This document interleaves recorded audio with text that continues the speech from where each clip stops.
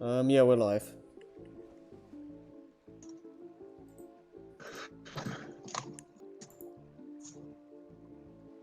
Good evening, folks. This is Scrappy Fan 92 here with another episode of Storytime with Scrappy and Friends. Today we have a change of pace. Yes, a change of pace. This is why we don't record at nearly 10 o'clock at night for me.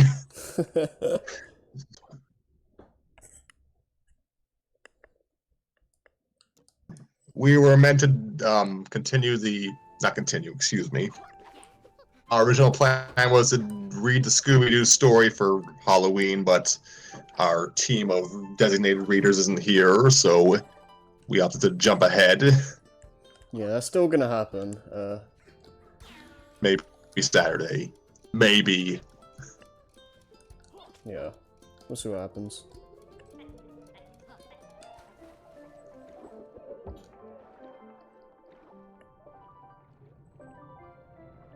Yes, after a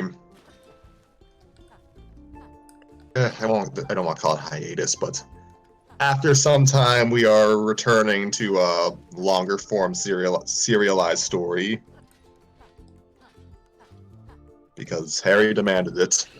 Yeah, there have been a lot of discussions behind the scenes about what we're gonna try doing for this series, and correct me if I'm wrong, but what we're gonna try to do is have like a long form story happen, and like every 2 or so episodes of that after every 2 or so episodes of the story, we'll do one or so smaller one-shot stories, which I assume is what the Scooby-Doo story would be. Depending on how we handle the chapters today, I was just assuming that we may pair off the Scooby-Doo story with another session of this story come whenever we record for that. Okay, yeah, I suppose. I guess we can see what happens. How long is the Scooby-Doo story? It's very short. Okay, we can probably Which work it means in it'll then. take us an hour to read, but it's short. Okay, yeah, we can probably work it in then. That being said, do you want to say what we have in store this time? No, not really. Today we are reading the story Erika by Pika Blukachu. I love that username. That is a good username. Yeah, this is it's a ship fic. And if the story and author usernames couldn't tip you off, this is Pokemon related. Yeah. So, I guess I should have give off some backstory to this. I don't know if I've ever, like, mentioned this, like, on camera before, but, Sabrina's my favorite gym leader, and at one point, I just started looking around to see if there was any good fanfics anyone wrote about her, and that inevitably led me to this fic, which is interesting because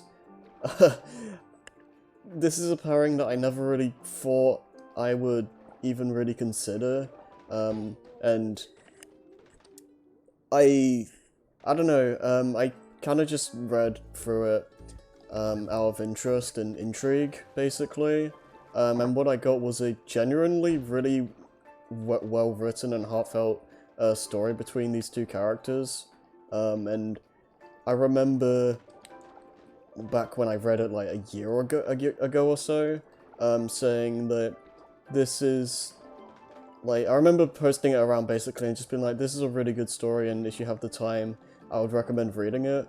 And this was, I think, before we even started story time. So that's partially why behind the scenes I've been adamant of us reading the story at some point. Just because I remember it being really good. It's been a while now, but yeah, I hope it still holds up, and I hope you guys end up enjoying it.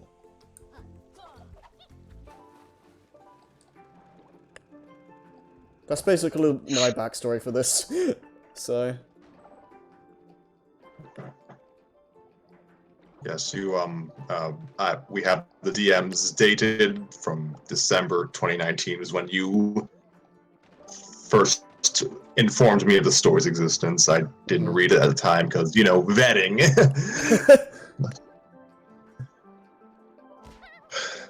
But yes, it's been on the pile for a while. Yeah.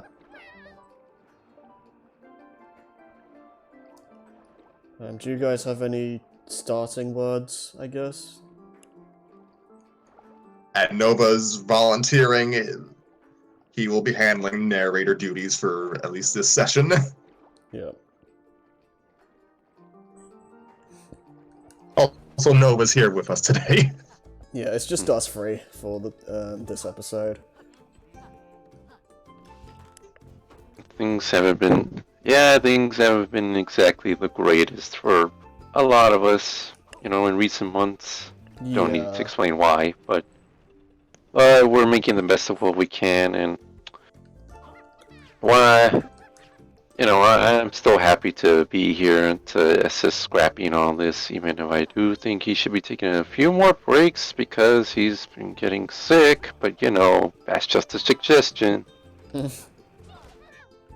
How dare you value my health? Oh, jeez. Let's just say that 2020 has been showing its ugly head again.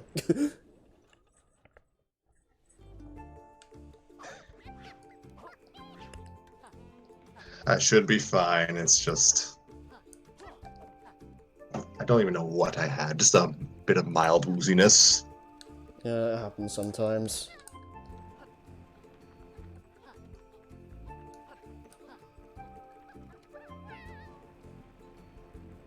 So, anyways, this is Erika, Chapter 1 by Pika Blukachu.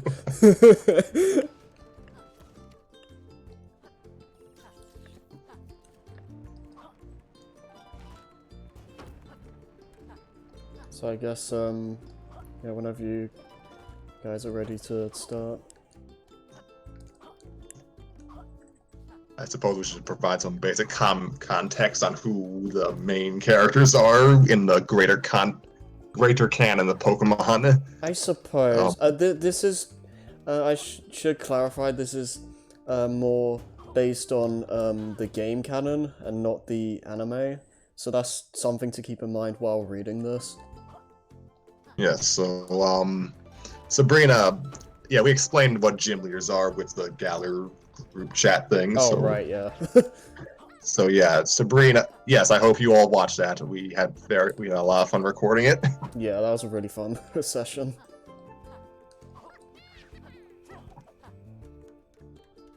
So basically, Sabrina, she is a specialist of psychic type Pokemon, and she herself is a psychic. Her level of psychic powers and general benevolence depends on the medium of Pokemon that you happen to be experiencing at the time. Yeah, there's a ton of different versions of Sabrina. This is the mostly benevolent psychic occasional Hollywood star Sabrina. Yeah.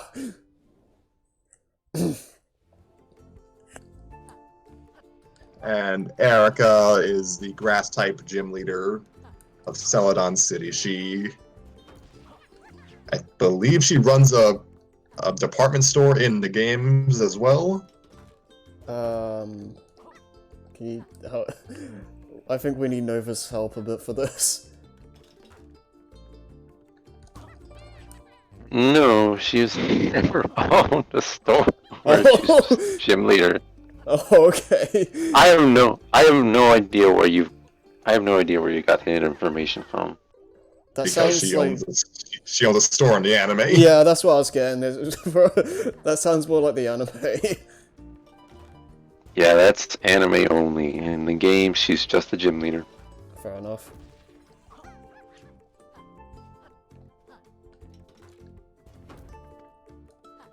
Is there anything else we need to know before we move on?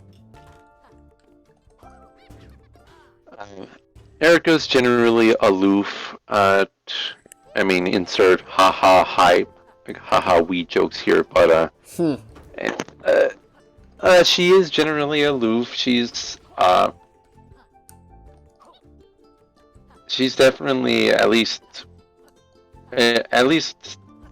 when you with what you can infer from the anime when it comes to how she presents herself, she is that at least is accurate to the game. She soft spoken, gentle, not really, not very confrontational. Uh, and mainly doesn't really keep to herself, but is still what you would call introverted for the most part. I can see that. Okay, that makes sense.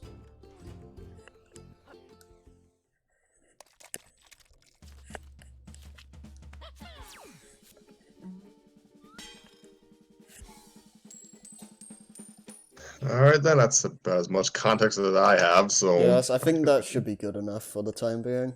There'll be more characters later on, and we'll probably talk more about them when we get to him, but that should be good enough for now.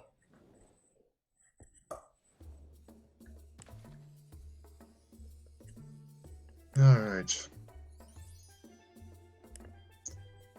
Summary: Sabrina changed as a person in the 3 years following the initial defeat of Team Rocket. More on them later. But why? This is a story told from Sabrina's point of view about insecurities, growth, and how just one person can inspire change in someone's life. And with that, I cede the floor to Nova for the rest of the session. Have fun with your vocal cords.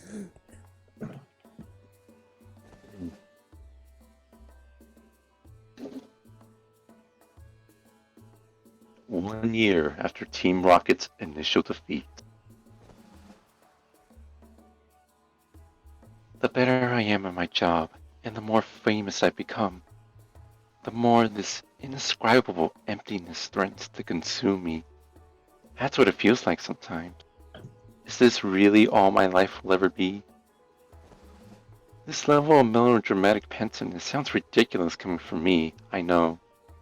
After all, I am an extraordinarily successful individual and a professional in something I excel at. I've had powerful psychic powers from a young age and became a gym leader while I was still a teenager. This is statistically incredible. People who have met me boast about it as if I am their friend. People say I'm a prodigy in my field. Apparently I'm good looking. I have many traits that people would be envious of, right? Not that it matters. It shouldn't and doesn't matter. What matters is that there is nothing wrong with me. It is normal for someone busy like me to not have friends. But even without realizing it, invasive insecurities always break into my thoughts lately. Even when I attempt to remind myself that I'm supposed to be this great successful person. Why do I feel so empty? You know, people say it is rare for a child to develop such powerful psychic powers. Why do the psychic powers matter though? Being young did not stop Brock or Misty, multiple years my junior, from becoming widely respected gym leaders with many friends. It didn't stop Olivine City's new gym leader. When I think about it that way, it makes me believe there's really nothing special about me. Not in a way that really matters. Psychic powers only feel special to other people, but to me, they're mundane. All I can think about lately is what I don't have. That seems immature of me, but it isn't new. These thoughts first emerged when I was a child. Eventually, I buried myself in my training and pushed all of these uncertainties out of my mind. But maybe it was naive for me to think they were gone for good. For most of my life, I thought I would be content simply defining myself on my powers and being successful. That this was just how it was always meant to be. But how can I inspire people like some other powerful Pokemon trainers do when my powers are simply what is now expected of me. I feel nothing when people look at me or ask me about my powers. I respond with a rightfully earned confidence in my ability. That's all. They quickly move on once the novelty wears off. They never connect with me. Maybe that's my fault. Well, most people never connect with me. But there was that child I battled last year. Despite being so young, he defeated me with a graceful passion I had rarely seen before. They went on to become Kanto's champion within mere months. They weren't hugely talkative, but somehow just their fiery eyes and the way they communicated with their Pokemon were burnt into my mind. They connected to and inspired every person and Pokemon they met, good or bad, myself and my Pokemon included.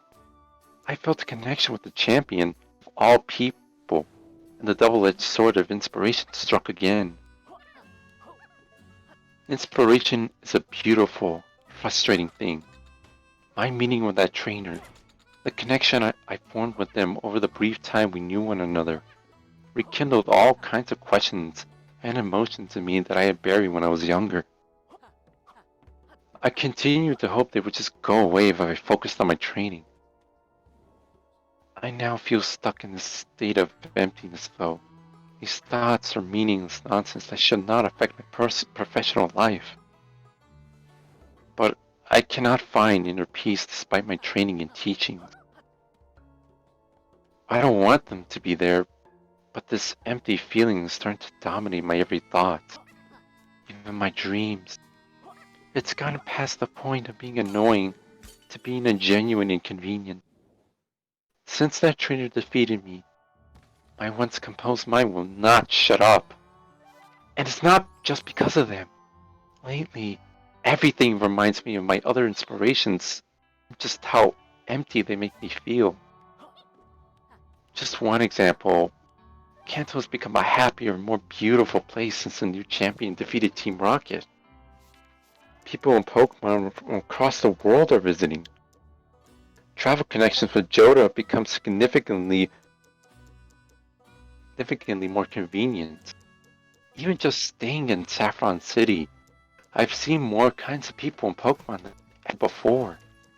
It's inspiring, but also a little overwhelming. They make me realize how little of the world I actually know. And just like when I was a child, my ignorance and lack of understanding has caused genuine issues. Like when I recently learned that Eevee possessed the ability to evolve into a majestic psychic type called Espeon. I desperately wanted an Espeon of my own, but was too proud to ever consider asking for help. In the end, no matter how hard I trained Eevee, there were no results. Eevee remained an Eevee. One day I became so overwhelmed with frustration at my ignorance and lack of ability to evolve a Pokemon into a psychic type that my own specialty, that the electricity in Saffron Sim short-circuited. As in, my own overwhelmed state of mind caused me to lose control of my psychic abilities.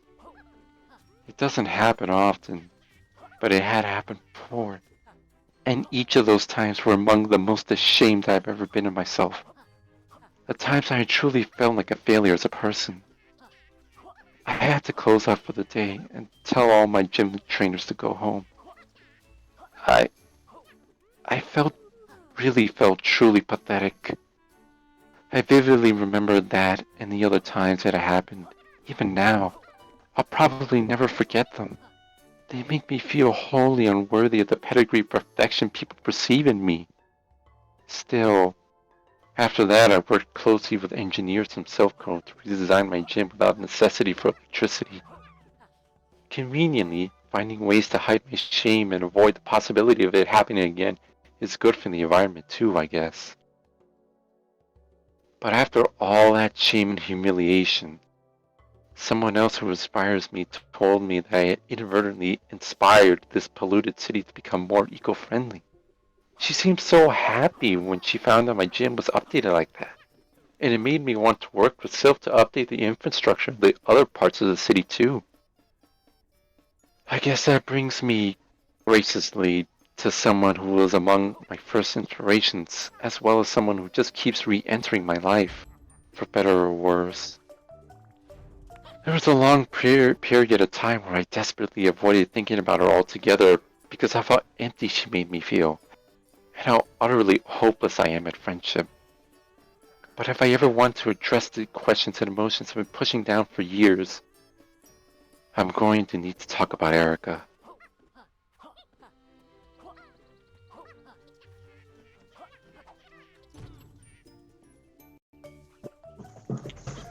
Oh, is that... And that is the That's the end of the yes. chapter. Okay.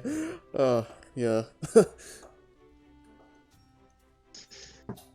And an author's note: this prologue takes place between chapters 4 and 5, and basically is the point between flashback and present time. Right. So yeah, we're starting in, how do you pronounce it? In media. How do you pronounce it? In media res? Is that the terminology? Think.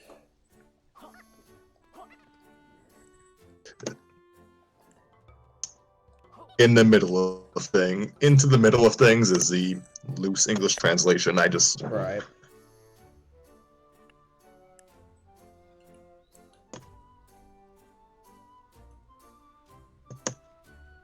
Alright, well, that's interesting. Some scenario to set us up with. Yep. It was a good first chapter to set the stage for things.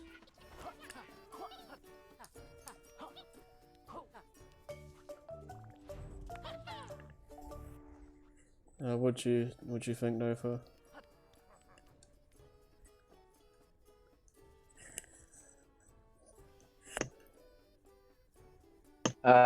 Aside from some minor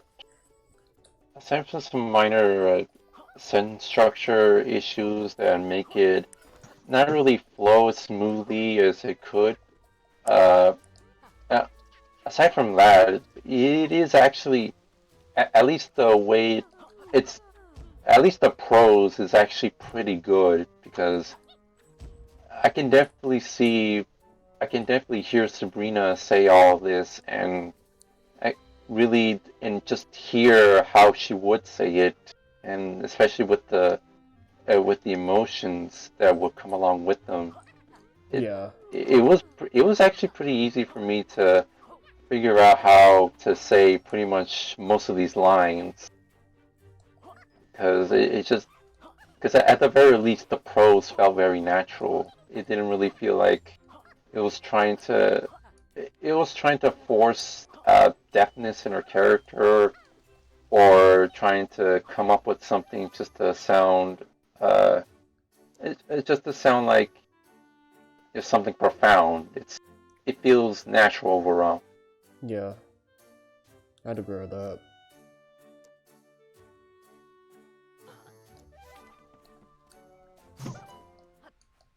I find it appropriate that the Esper of the gym leaders of Kanto is the one who's basically talking to herself the most.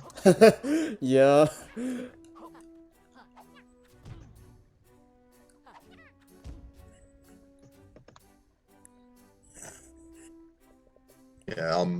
Yeah, for those who aren't fully initiated with Pokemon lore, yeah, this is kind of an interquel between Gen 1 and Gen 2. Yeah, So, basically. yeah, also, like, maybe we'll see the trainer later, but I do kind of like how Red or Leaf, it's just this kind of vague, nebulous invader who kind of changed Erica's life. Yeah, they're they don't they do vaguely show up a few times, I think, but they don't really have major roles. But I do love the fact that all the gym leaders kind of just see them as like this like godly being or something.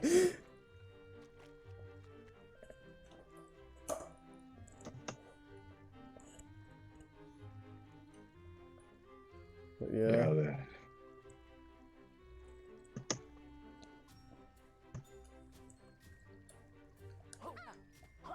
we're gonna move on. Are we ready to start chapter 2 then? Yeah, I am if Nova is. Alright. Let's just get this over with. Alright.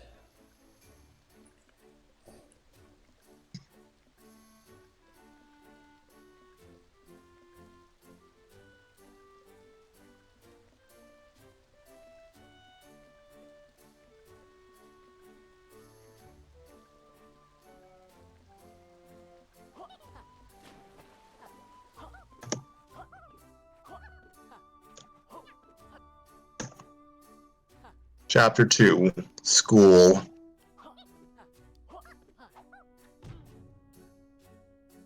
Felt remotely comfortable calling a friend.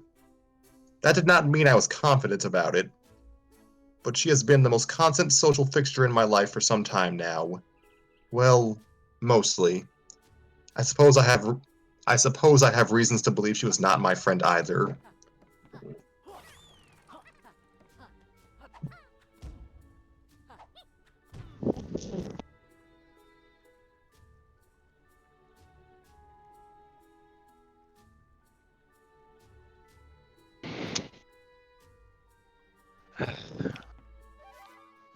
Oh my god. Ah, god, it's gonna sound cheesy, but oh my god, but it is part of the story, so anyway. Erika was my senpai at trainer school when we were younger. It was not for a very long time, but I remember it so vividly, even now. I do not know much about the inner machinations of others. I barely understand my own thoughts. Debating my own emotional state, let alone understanding what makes other people tick, is still quite alien to me. To put it another way, I can read people literally through my powers, but I cannot read or understand what makes them that way. My powers come from calm and calculation. I was taught from a young age that factoring emotion would complicate things. I digress. The point is that some children gathered around me like fans, while others steered clear of me like I was a monster. I'm sure the parents told them things about me, or perhaps they saw me practicing powers they did not understand and that I could not yet fully control. Most people were simple and easy to read, but Erika was not. This is why I could not decide whether I hated her or not. The first time I saw her, she radiated incandescently, and the only word I could think of to describe her in my young mind was beautiful. She was beautiful. I was initially so overwhelmed by the way she seemed to carry light itself within herself that all the windows in the room I was in shattered. My fault, of course. This was understandably enough to make students and teachers wary of me, enough to have my family alerted. I didn't care though. My eyes were fixed on her. From that day forward, whenever she appeared before me, I would have great difficulty tearing my attention away from her visage. I tried at first, but quickly gave up and allowed myself to bask in her light. I doubt it took her long to notice. She was an extremely intelligent and observant individual. She seemed to understand the life and everything around her. She knew what made everything tick, and she found every aspect of it genuinely fascinating. I know this because of the inspiring way her eyes lit up. They gleamed about everything. The children, the flowers, the Pokemon. She longed to know all of them intimately. I was fascinated with her and the way she saw the world. She was my first true inspiration. I hated it. She contrasted me in every way, and I could not stop thinking about it. The things she did to me, without even touching or talking to me, let alone any psychic power, let alone any psychic power of her own. I was closed off and did not speak to people often, but this power she possessed over me far outmatched anything I had ever experienced before. Ridiculous. She once welled up with tears upon seeing the growing bud of a newly hatched baby Bulbasaur. and the image of her pure emotional expression is still burnt into my mind. I, I remember being so distracted about her passion for life during my own training that a spoon I was intent on bending on as an exercise ended up covered in teeth. Um, I should note they were not physical marks of my actual teeth. My psychic powers just did that to the spoon because I was so vexed. Anyway, like me, Erika was popular. From her natural glow, I could hardly blame them. She was always surrounded by girls who seemed genuinely care for her well-being and who behaved as though they would defend her good image to the grave. That much has not changed to this day, actually. This only made me feel even more strange. Despite my own apparent popularity, I never got the feeling that many people cared about me or felt any strong emotion for me. This is why, despite having my attentions for Erika seemingly returned was so unfathomable. I had watched Erika relatively regularly since I first laid eyes on her, because I just found it hard not to. Whenever I spotted her at lunch break or at the end of the school day, my eyes were drawn. Then after a few months, she started to watch me back. The first few times that it happened, I would quickly and awkwardly avert my gaze so as to not make her think I was staring. I mean, I was. Still, before long I noticed she would watch me even when I was not watching her. Soon, we both shared eye contact frequently, sometimes for extended periods of time. She did not look at me like she looked at nature or even other people. Her eyes were boundlessly curious, and she did not falter or hesitate like I sometimes did. Her glare was steeled, confident, and mesmerizing. I was jealous of her grace and composure when remaining calm was such a vital part of my own training. Much to my chagrin, she then began to sit near me at lunch. Initially, her entourage would ask her why she did this, but quickly stopped. She would do this almost every day without fail. She started sitting opposite me with regular eye contact, and eventually she sat on the seat right next to me. She did not do this to anyone else, which infuriated me too. Was she mocking me? Attempting to scare me away from looking at her? I did not know. I still do not know. There were many times I wondered if she wished to be my friend, or if this connection between us actually made us friends. But she did not treat her other friends this way. By this point, she was increasingly taking up unsolicited space from my mind as well as the physical space near me. This is part of why it bothered me so much. Still, I admit I became comforted with the schedule sharing eye contact with Erika. It became something I almost looked forward to for a time. My soul felt warmer just to be near her. The familiarity of her presence soothed me and made me feel like I had a friend, like someone who wanted to be near me. Before anything else could happen, though, it was over. Erika and I had scarcely even exchanged words with one another beyond pleasantries such as hello or goodbye before we went our separate ways. Our families are both quite strict. Our time at trainer school was limited, and through total coincidence, we were both removed to begin homeschooling during the same academic year. My focus was worsening, and my family thought I had been asking too many emotionally charged questions. Because of this and the window incident, homeschooling was seen as the best path for my career. I never did see how Erika reacted to my leaving, and I don't know why this hurts. One day she was sitting next to me at lunch, and the next day I was taken from her. It was the last time I saw her for years.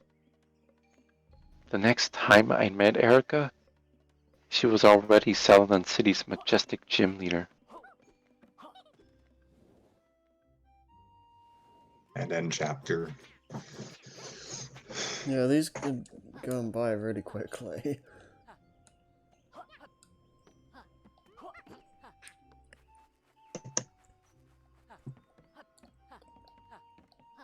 I mean, I don't really have much to add to that. It's just I enjoyed the world building in these early chapters.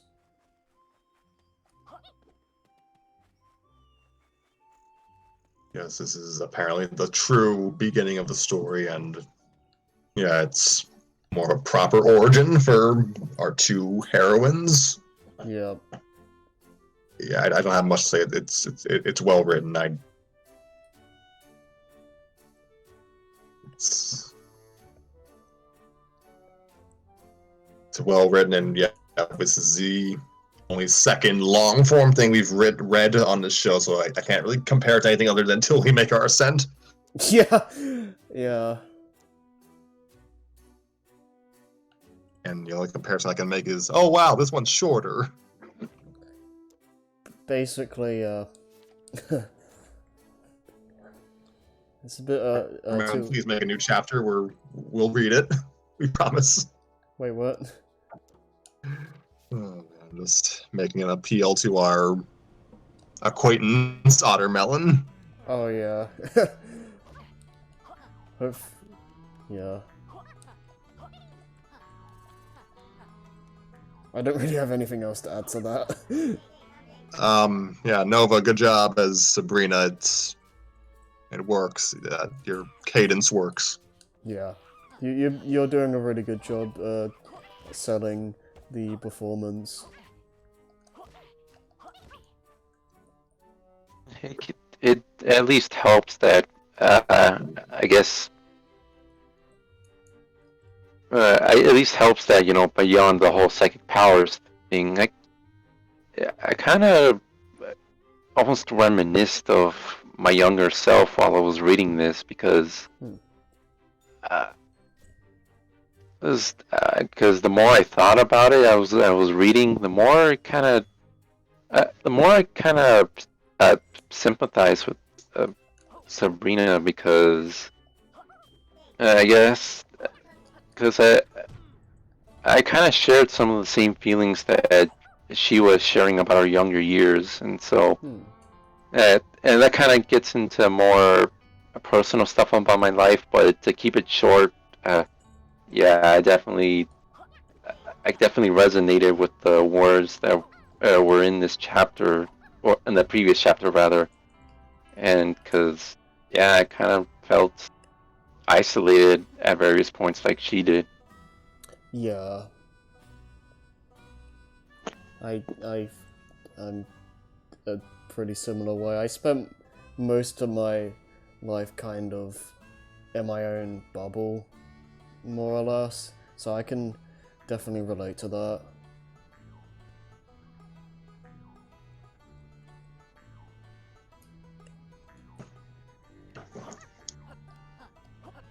Yeah, I think this relates to a lot of people. Mm-hmm.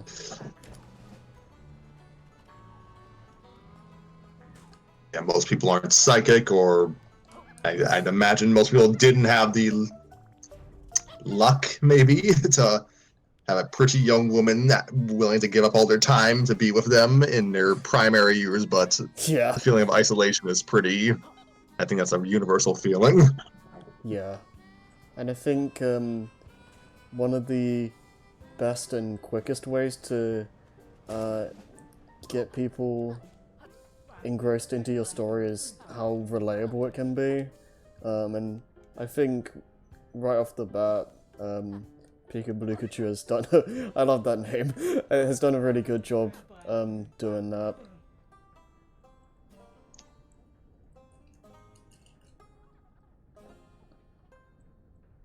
Yeah, I agree. Yeah, this is obviously a long form story. So far, not really moody, but it's, I guess, more character. What's the word? Introspective. Yeah. Than most of the stuff we read. That's not even an insult to anything else we've read. It's just a point of comparison.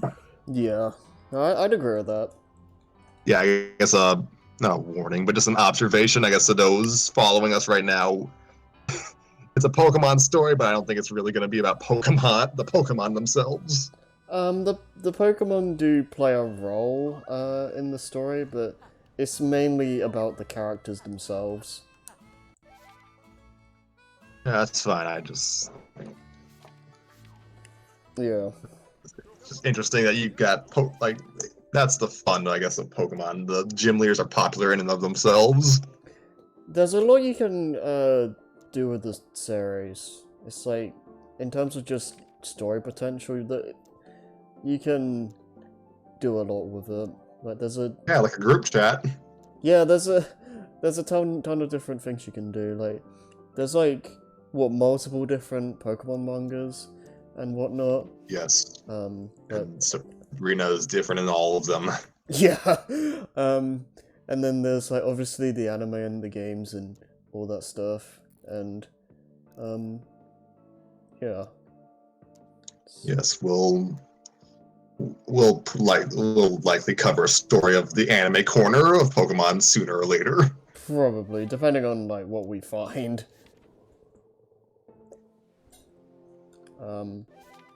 I don't know. Do you guys want to do another chapter, or are we like? Is this where we're stopping for today? That is down to our chief reader tonight. Yeah, because those chapters were really went by super fast. And, yeah, there's time for one more, then sure. Okay, yeah, Sure, we can do if one we more would- then.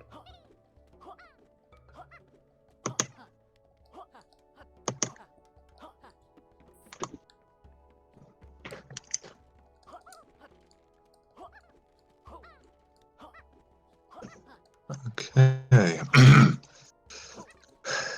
Here we are. Erika, Chapter 3, Gyms. A few years of homeschooling, and I had successfully buried those confusing feelings. I had not forgotten Erika. Pardon me. I had not forgotten Erika. Of course not. But I felt confident that the effect she'd had on me was a thing of the past.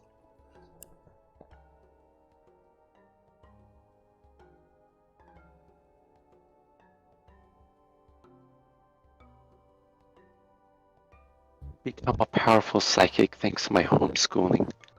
I had discarded emotional complications and had much greater control over my state of mind. I was essentially able to make myself calm and collected at will, despite still being just a young teen.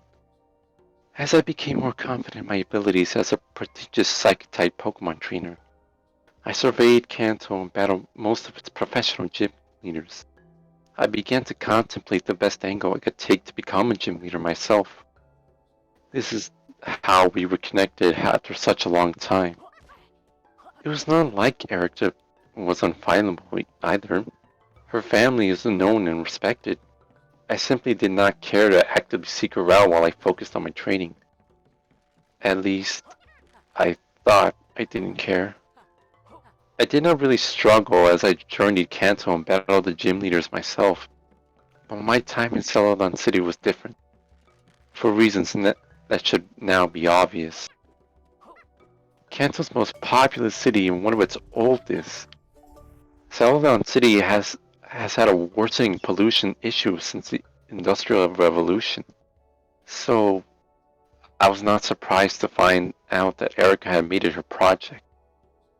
I was not surprised to find that Erika had already become a gym leader either.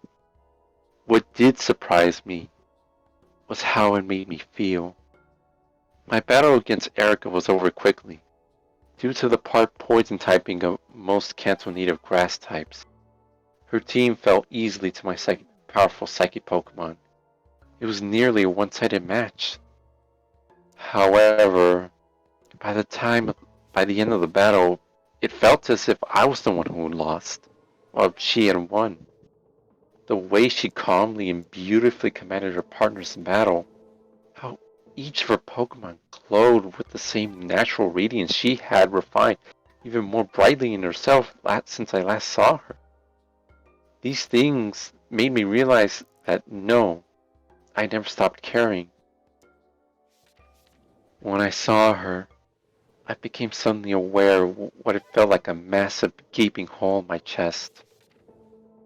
As blood rushed to my head, I thought to myself, this emptiness has been here since we left each other's lives? It had been there for all these years, quietly haunting me, and I had had no idea.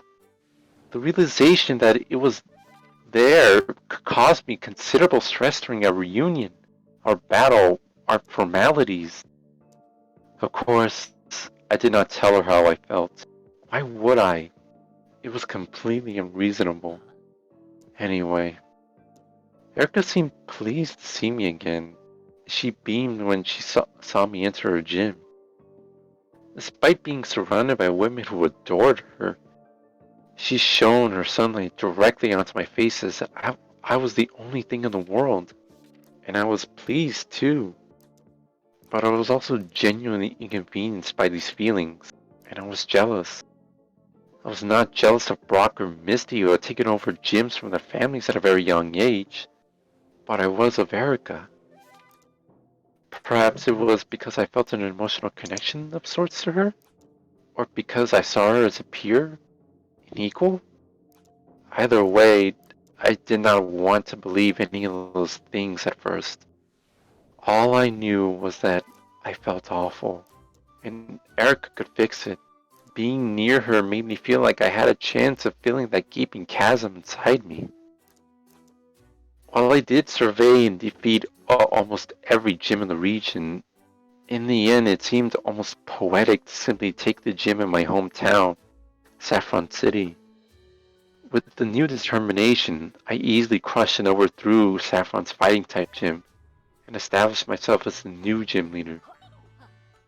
I left the old Sheen gym as a dojo and established my own modern gym next door. After I became firmly based in the city next over, I visited Erika again, and again, and again. At first it was just curiosity, to confirm the suspicion about that empty feeling. I went back because I told myself I had to. Before long though, I was smiling in her presence, and she appeared to enjoy mine. We even began to talk, not just formal hellos and goodbyes like at school. We talked about ourselves, our families, what Pokemon we found interesting.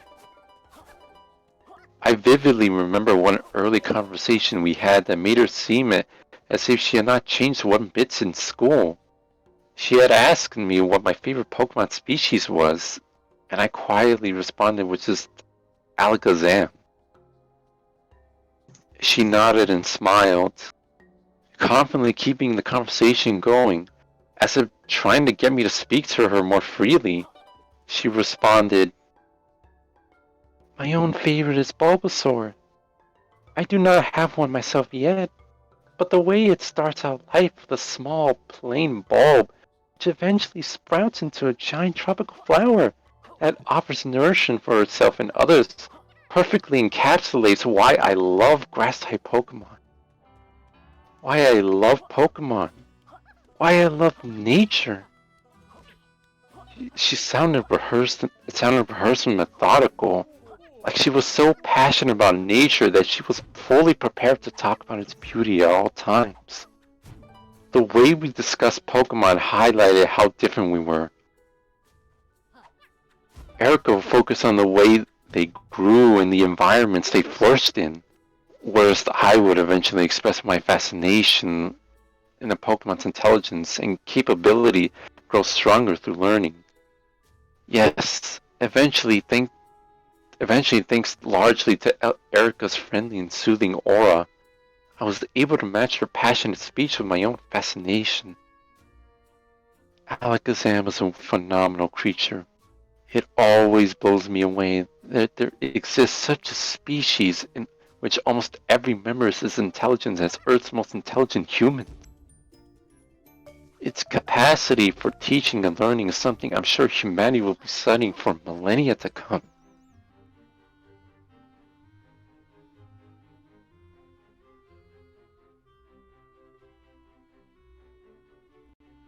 It's incredible. And it appeared she felt similarly to how I saw the world. My heart raced when I was near her, but I was not unhappy as I was when I first felt that hole in my heart. It was strange, but I was contented for a time. It was the closest I had ever emotionally felt to anyone besides my immediate family. The fact that it was new to me is partially what caused it to unravel as the months went on, I imagine. More and more frequently, I would ask Erika who the women in the gym were, what they meant to her, if she was close to any of them, if they were friends like we were. They were her gym trainers, of course.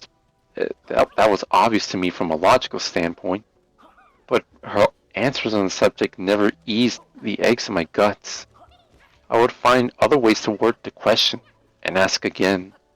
At first, it was once every few weeks, then once a week, and eventually every other day. First, it was, Erika, are you close? Erika, are these your gym trainers? Then, Erika, are you close to the trainers in your gym? Eventually, my tone was more inquisitive. Do your gym trainers ever annoy you? Do you ever get along with these women than better with these women than other gym leaders? How long have you known them? Do you like them more than me? Stuff like that. It shouldn't have mattered as if they were just acquaintances, friends, close, anything, but it did. My jealousy was impacting my behavior in a way I was finding increasingly difficult to control. This was just part of how I ruined things between us, though. There was this old man who typically loiters outside of Celadon Gym. He peers into the gym through the windows most days. At first I thought nothing of it, but once I asked him what he was doing, and he simply mumbled, "This gym is great. It's full of women." He then continued to stare at the window at the women, pretending I was not there despite the hateful scowl I gave him. I later asked Erika about him. She simply replied that while she was uncomfortable with his presence, he did not intend any harm and she would rather not inconvenience him. I, however, was not okay with this.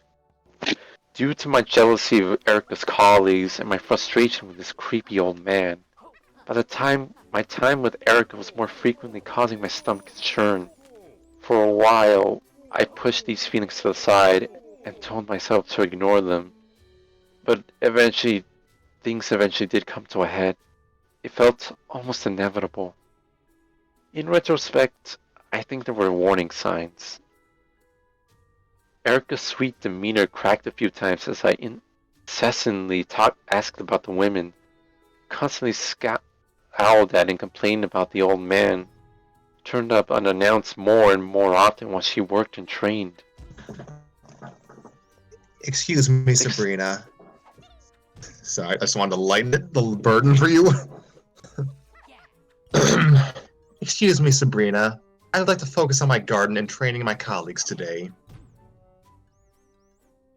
I was causing discord in the harmony she had constructed for herself.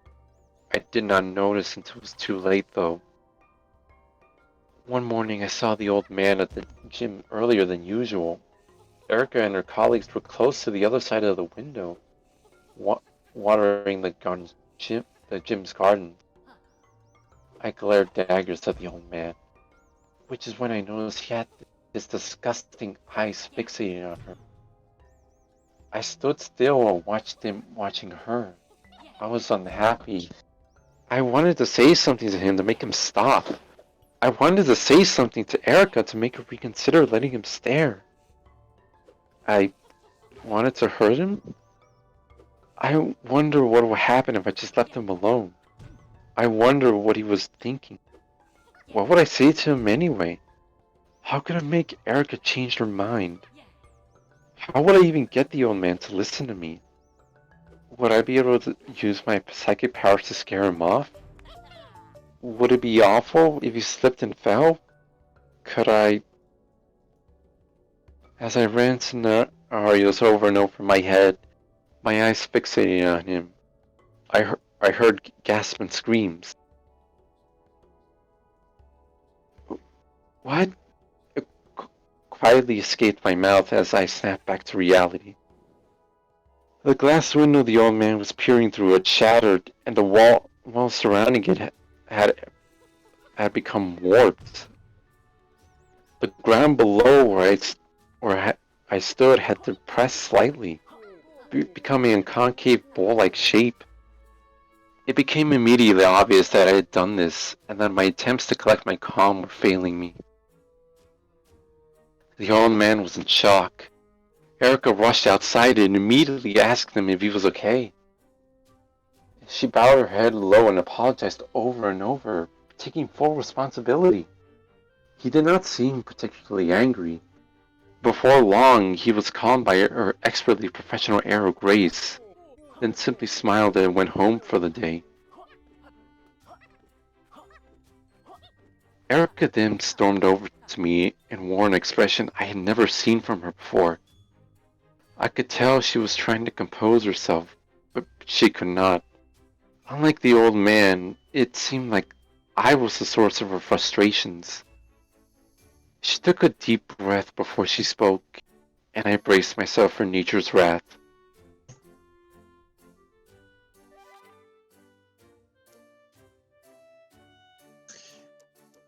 You cannot control yourself, then you need to leave, Sabrina. I'm supposed to be... Excuse me. I'm supposed to be a professional, and I can't have you dragging my reputation into the ground. Having a gym regularly damaged by Pokemon battles is already difficult enough to keep on top of without this. She tried to avoid raising her voice, but I could hear her tones escalating, and I got an earful. I tried to apologize, but only I'm quietly escaped my mouth before she continued. She did not take another breath. I'm not sure what justifies coming over here and stuffing your nose into every little thing I do or acting like you live here, but I hope you figure out what the hell is going on in that head of yours. Goodbye. She then turned around and walked inside. She began to instantly make calls, I assumed to repair the damage that I caused. I could hear from outside. She tried to behave normally, but her posture was rigid and her voice stern, angry. Before long, I turned around and walked home to Saffron City. After that, I did not go back to see her again. I played the scene over and over in my head. The way she spoke to me in raised tones, the language she used, I never heard it from her before in any situation. I did as she asked. I left. I did not figure out what was going on in my head. I tried, for maybe a few weeks, but I had no idea what I should do. How to fix myself. One night, a month or so later, as the confusion swirling around my head became too overwhelming to bear, I chose to discard all the questions and give up. I told myself we just weren't friends after all. I clutched my chest and cried myself to sleep. After that, I doubled down on my own training. I became a gym leader known for my ruthlessness, thrashing any and all challenges that came before me. I went undefeated for months, until one day, that is.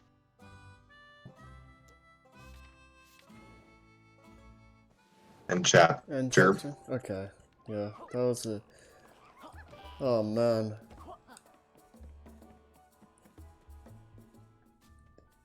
I can just say one thing, just hearing that goodbye kind of just stings.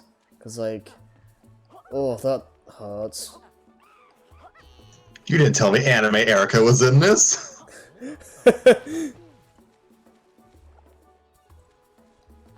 Oh lord.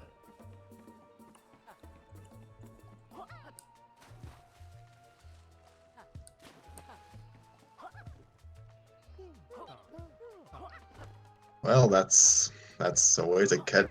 That's a cliffhanger. Yeah, that's one way to do it. Well, I'm invested. Well, I'm happy to hear that, at least. It's one of those, stories where it's like... It's very easy to just be like, I want to just read one more, especially considering the short length of the chapters. It brings you in pretty early, I think.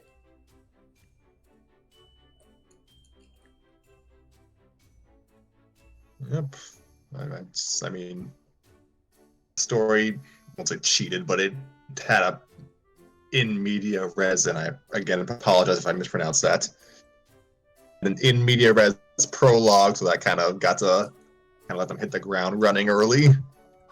Yeah, yeah. Yeah, I like how they integrated that one weird old man from the games. Yeah. I forgot that character existed. Hi, Brock. Essentially.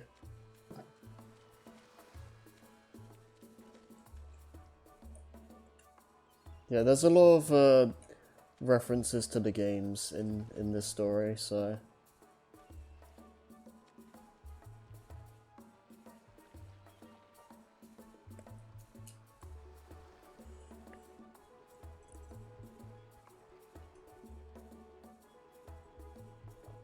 Yeah, I'm gonna have to be. Yeah, I'll handle Erika's voice from. I'll try and handle Erika's voice from here on out. I'm gonna workshop that, whatever voice I choose for her, because it's always a struggle. Yeah. All these stories. I like how we keep finding these stories that have female characters. Like.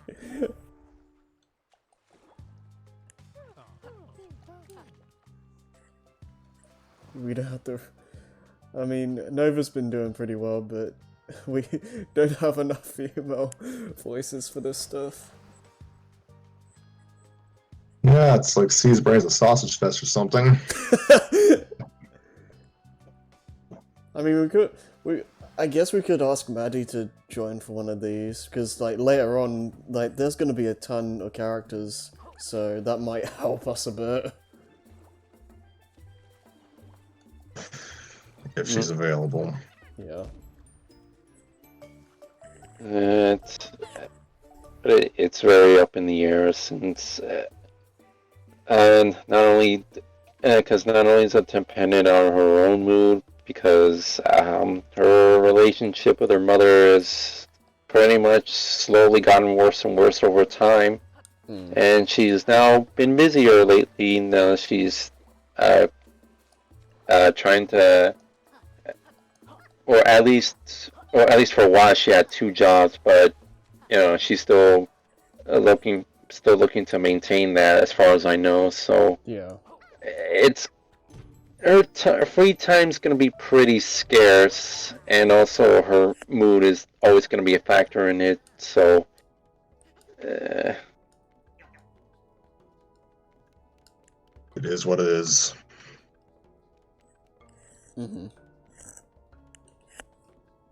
Yes, we keep name dropping her, but she's like the audience here doesn't really know her. yeah. Well, she'll be here eventually. Hopefully. We hope. Hopefully, yeah. No, I'm not gonna make any promises because we can't speak for her and when she'll be available or even want to do this, but hopefully Maddie will appear in a future episode. But I guess time will tell on that front. Oh yeah, we have 2 Maddies maybe for Star Wars, but yeah, I'm not sure. I'm not even sure about that. The other one showing up at this point. Yeah. There's the Sea Spray Maddie, and then there's the Maddie that Scrappy knows specifically.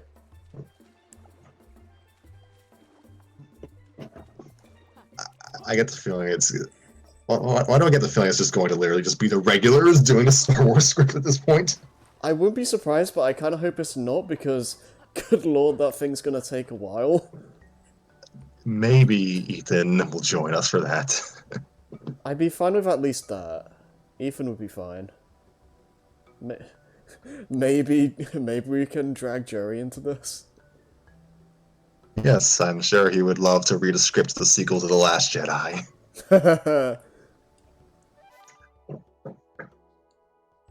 Oh, yeah. We're going to regret this, but we're doing it anyways. Yeah, this has been like a plan against our better judgment for like what, half a year or something now. So it's It's gonna the only thing we've planned ahead of time for this show, so we're sticking with it. Yeah, everything else has just been off the cuff, basically. Yes, we here at Storytime with Scrappy and friends record things on a strict basis of when we feel like. That's one way to put it. Well, I enjoyed this, and I look forward to the rest of the chapters. Also, I didn't read it, so yeah, I may explain a few things. Nova, good job. Thank you. What's your stance, Nova? Did you say stunts? Stance. Yeah. Stunts. Oh, yeah. Sorry. Accent. It made it sound like you said stunts and not stance. Yeah, that's probably Yeah. just my accent or something. Yeah, anyway, my stance on this, yeah, I mean, I was gonna get into this a little bit earlier, but the more I read this story, the more it resonated with me because, like, even if, you know, feeling isolated is a pretty universal feeling, there's a certain kind of isolation that's not as universal, and that's kind of what I've been sympathizing with and resonating with here because, like, sure, I mean, I had points where I just felt generally lonely, but there were plenty of points in my life where I just kind of felt like even if I was liked enough, I was never really loved. Like, and because rather in a non-family kind of way or a non-friendly kind of way, because I just kept seeing all these people around here, like, you know, even if you know, you're much more likely to make dumb mistakes when you're younger and in love. The fact of the matter is, like, even if I grew to understand this more and more, just seeing, you know, people who weren't just in a relationship just to say they were in one and actually seemed genuinely happy and as if their relationship was actually going to go well past grade school. Like, it kind of, I really do resonate a lot with Sabrina here. I had to, or at least I felt the need to suppress those emotions for a long time, and now they're finally catching up to me, to say the least.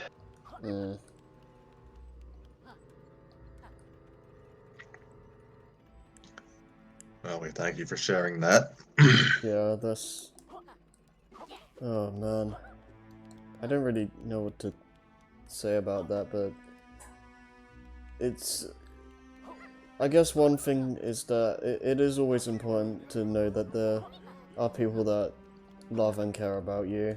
Like, no matter who you are, there's always going to be, like, someone out there.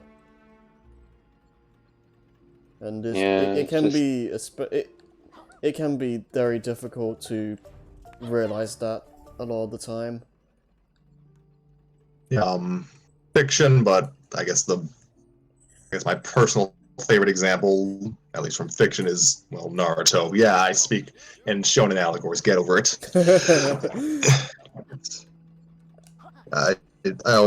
Someone pointed out to me a while back. And it's kind of stuck with me. Yeah, I'm trailing my S's. It's funny that Naruto was the outcast of his village and was largely ignored, and he thought he was truly ignored by everyone, but Hinata existed. Yeah. Naruto was the how do I describe this? I suppose it's just kind of poetic that the invisible hero had an invisible supporter in his corner the whole time. So, something to keep in mind. There's always someone who cares. You might just not know it yet.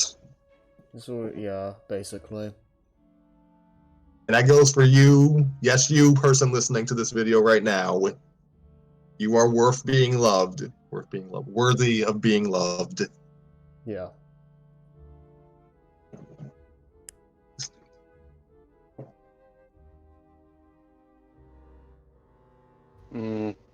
Oh, well, and also, and also something for the viewers is just be mindful that it might take a while to find that certain person, because, well, finding friends is easy, but finding someone you really share a truly deep connection with, it's not guaranteed when you'll get it.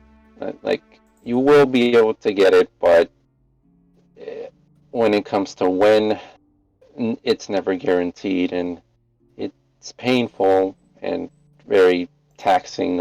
It can be very taxing, but but just that's why patience is virtue, because if you can practice that, at the very least, it'll hurt a little bit less, and you'll eventually find that deep connection you've been looking for. Yeah, you Said. essentially just have to be very patient. You can't force something like that to happen.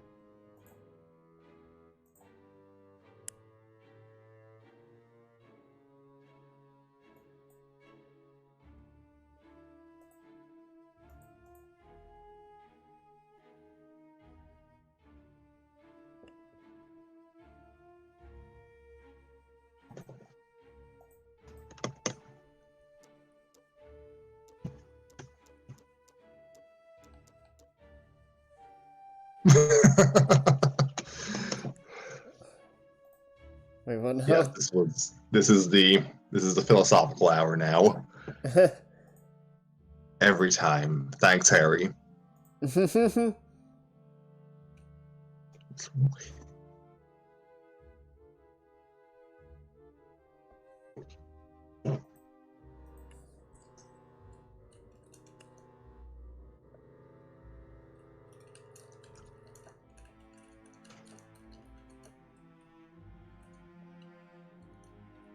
I feel awkward that we didn't record for 2 hours this time. Yeah, it's a bit of a change of pace. How long we've been going? Just an hour 13. It's not too bad. I think we can call it here, but it's just Yeah. it just took me by surprise. Yeah, this was a very solid episode, I'd say. Really just kind of thought-provoking. Like, those are the types of stories I tend to enjoy, so... At least it's not as existentially depressing as Till We Make Our Ascent. Knocks on wood. Oh, there's 15 more chapters to change my mind. Yeah, we'll see. We'll see how things go.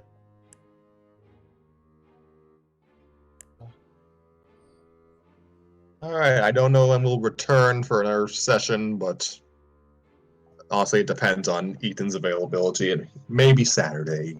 Maybe. But before we move on with this story, we'll have Scooby-Dooby-Doo! Yeah, it's only took us 6.5 months to actually do something based off my namesake. Yeah, and it took however long I've known you until we've done that. Like something where it has like your name in there. Yeah, that'll be interesting. Do I really have to explain Scooby-Doo next time, or can I just not? I don't think you really need to, but if you want, I... Yeah, I guess I have to. Well, look at it this way. If someone's asking who or what Scooby-Doo is, they're probably too young to be on the internet anyway. Probably. I mean, I explained Pokemon. It's only fair. I suppose. I just... I don't know where I was going with that statement. I thought I had something to say, but I don't think I do.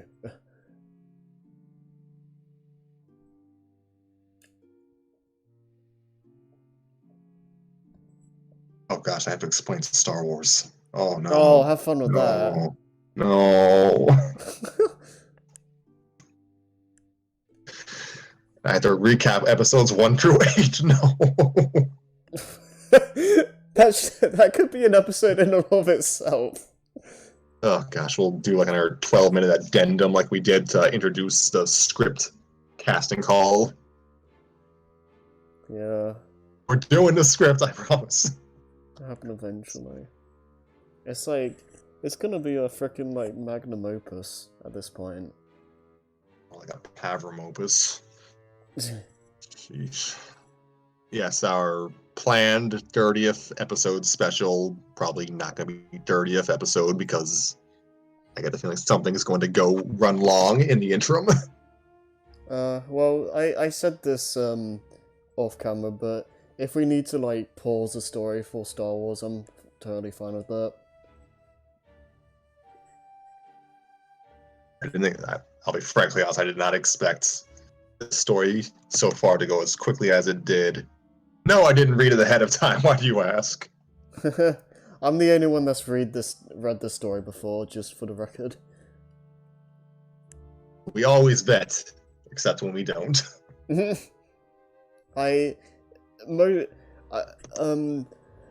I'll just make this a point to say, like, if I recommend a story for this series, I've most likely already read through it ahead of time because I don't like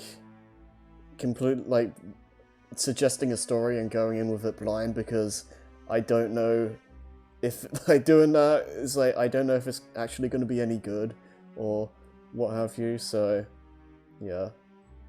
Yes, at least one of us in an episode has usually read the story. Yeah. Even the even the Wreck-It Ralph story, we had Savior on board for that because he read it. Mm-hmm.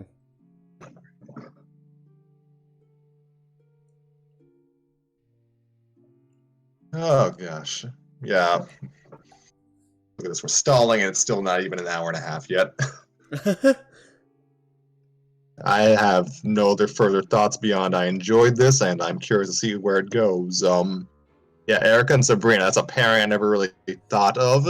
Yeah, me neither. And like until I saw this story, like Erika and Sabrina is like was like that's one of the furthest pairings from my mind.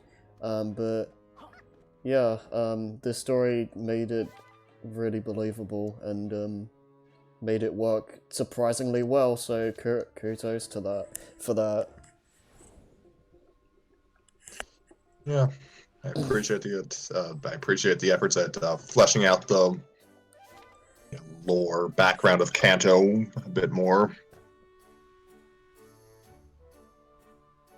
It's interesting to see the gym leaders get their backstories a little more fleshed out. So I appreciate that. Pika Blue Kachu.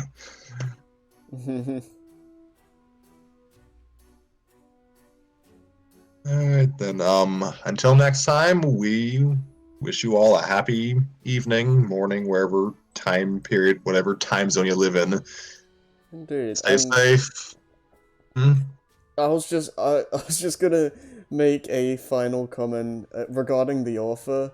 I do actually have them on Twitter. So if we really wanted to, I could let them know that we're reading his or her story, similar to with how I did the same thing with Watermelon. So if you want me to do that, I can. Yeah, you don't have to. Fair enough.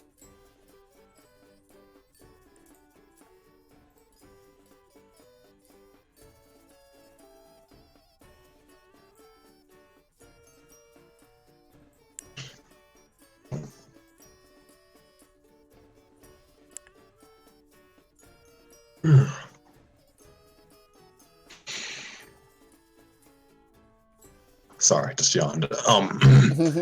We thank you. This has been our episode of Storytime with Scrappy and Friends. We wish you a good day and good health. Wash your hands.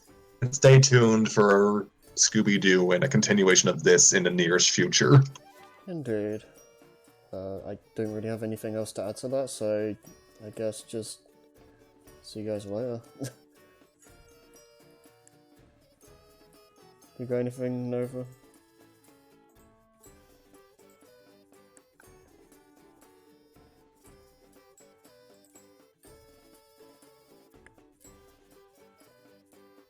I'll take that as a no.